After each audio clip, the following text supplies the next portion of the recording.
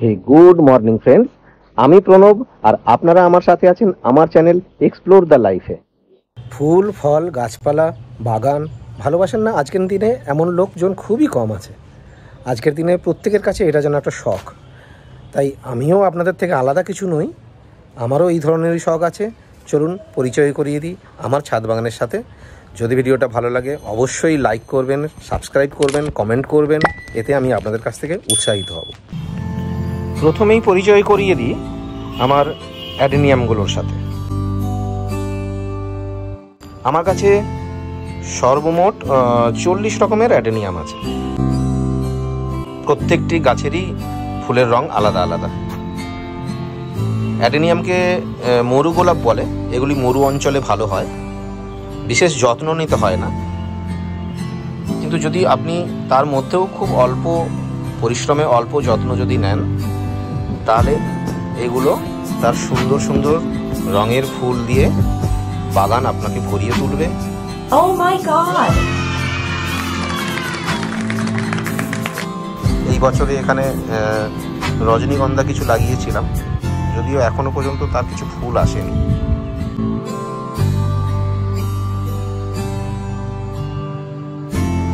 এই দিকটা আছে কিছু পদ্ম, বিভিন্ন ভ্যারাইটির। আমেরিক ক্যামেলিয়া আছে, রেড পিওনি আছে,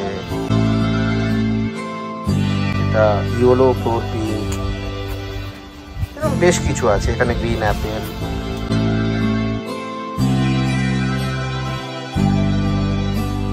আর এগুলো এই সিজনের জন্য তৈরি হচ্ছে। এখানে কিছু গোলাপ আছে, চন্দ্রমল্লিকা, এগুলো সব ছায়ায় রেখেছি। এগুলো পয়েন্টসেটিয়া।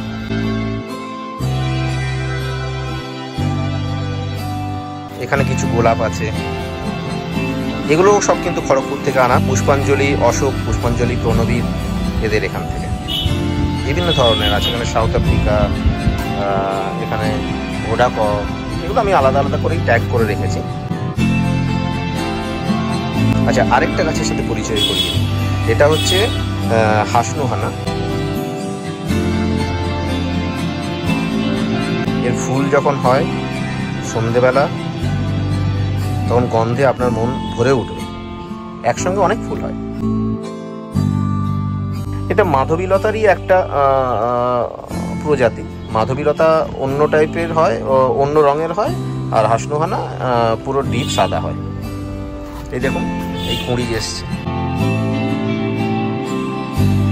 এগুলো যখন একসাথে ফুটবে তখন আপনার গন্ধে মন পুরো ভরে উঠবে। এই জারবেরাটা পড়ে গেছে, দেখুন কালারটা। এটাকে আমাকে বেঁধে রাখতে হবে।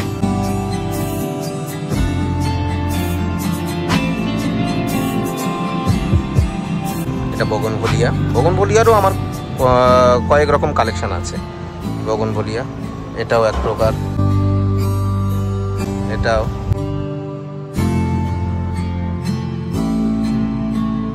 এটা সিঙ্গেল করবি।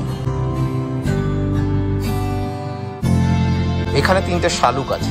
লিলি, এটা ঝিক্কাপং, এটা এটা পুত্তারাক্সা, আর এটা মানিক্কম।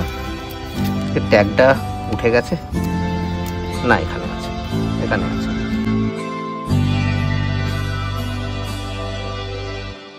এটা থোকা করবি।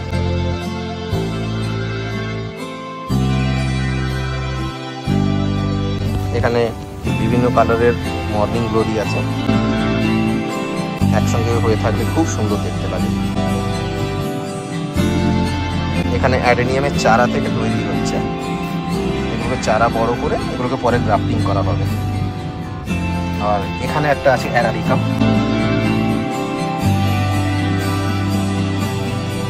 এখানে বগনভলিয়া, দেখুন এটা কামিনী ফুলের ছোট গাছ, খুব সুন্দর গন্ধ। সন্ধেবেলায় যদি আপনি ছাদে আসেন, এর গন্ধে আপনার মন পুরো ভরে উঠবে। একসঙ্গে অনেক ফুল হয়, গাছটাকে আরো বড় হতে দিতে হবে। এই দুটো গাছ দেখুন, এটাকে আমি বনসাই তৈরি করার চেষ্টা করছি। এই গাছ দুটোর ইতিহাস আছে, এটা আমি আপনাদের পরে একদিন শেয়ার করব। এই গাছগুলো অনেক বড়, অনেক মানে বিকট আকৃতির টাইপের ছিল, ওগুলোকে আমি কেটে সুন্দর করে সাজিয়ে আজকে এই শেপে এনেছি। এটা শিউলি,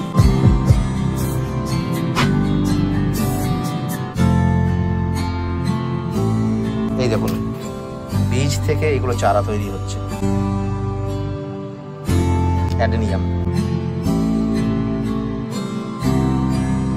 এখানে কিছু অ্যাডেনিয়াম আছে,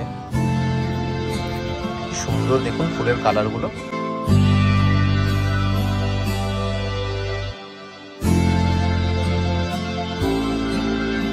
এখানে গন্ধরাজ।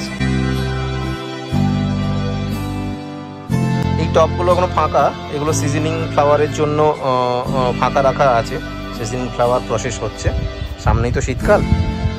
এগুলো জবা, হিবিস্কাস। এখানে একটা ড্রাগন গাছ,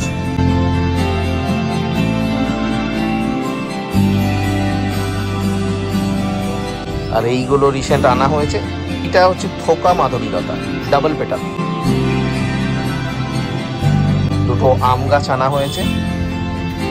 এটা কিউজা, কিউজা থাইল্যান্ড ভ্যারাইটি। আর এইটা কাটিমন।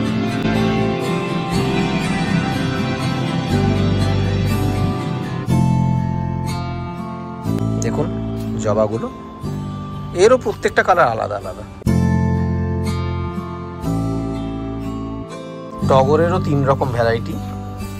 এটা মিনিয়েচার, মিনি টগর।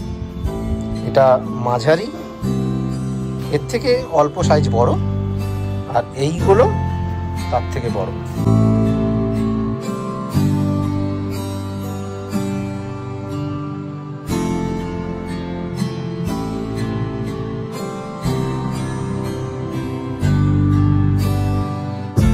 এটা 2 রকমের বেল আছে। এটা ডবল পেটাল, বড় সাইজের থোকো বেল, আর এটা নর্মাল দেশি ভ্যারাইটি।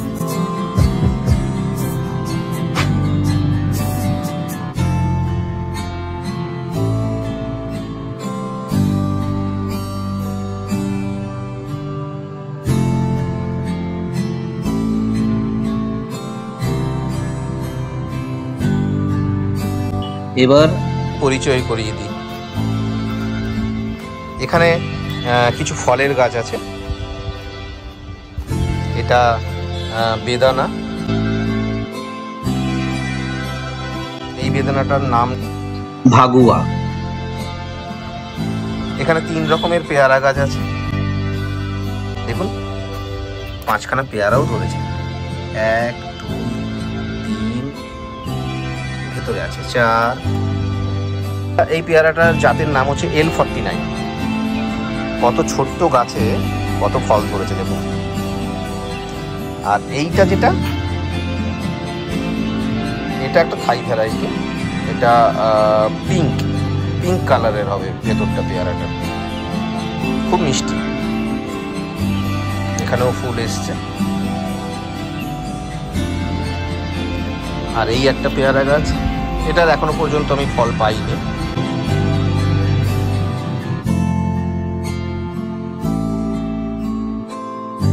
এখানে আছে জামরুল গাছ, সবুজ জামরুল। এটাও খুব বেশি বড় হয়নি। এটা মালটা গাছ।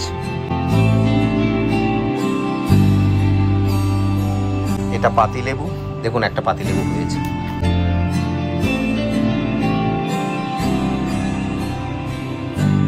এটা সফেদা।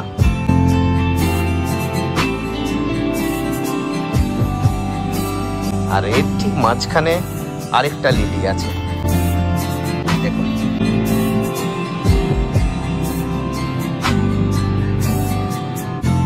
এই কুড়ি ফুটছে।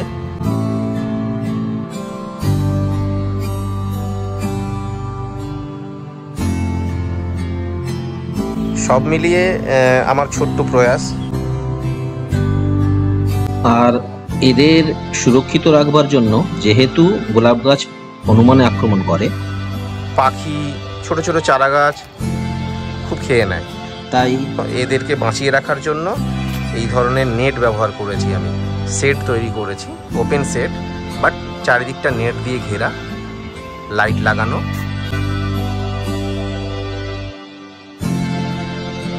যাতে গাছগুলো সুরক্ষিত থাকে।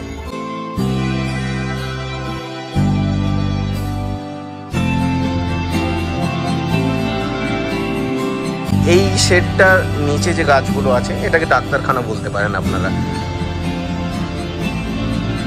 কারণ যাদের বৃষ্টি, ঝড় এগুলো থেকে বাঁচিয়ে রাখবার জন্য দরকার হয়, বা কোনো গাছ একটু অসুস্থ হয়ে পড়লো, ছায়া রাখার দরকার পড়লো, সেমি শেডে রাখার দরকার পড়লো, তখন এই শেডটির নিচে আমি এই গাছগুলোকে নিয়ে এসে রাখি।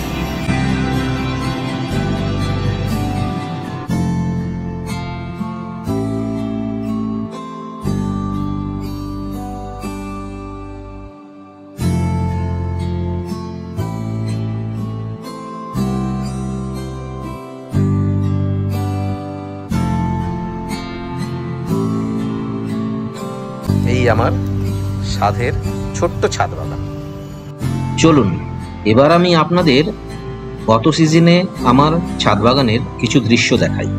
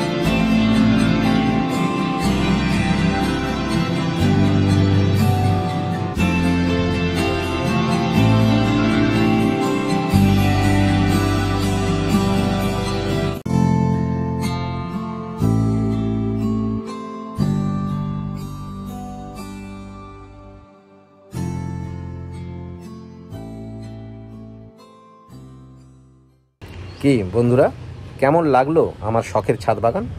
যদি ভালো লেগে থাকে অবশ্যই লাইক করবেন, কমেন্ট করবেন, শেয়ার করবেন আর চ্যানেলটাকে প্লিজ সাবস্ক্রাইব করে দেবেন। ধন্যবাদ সকলকে।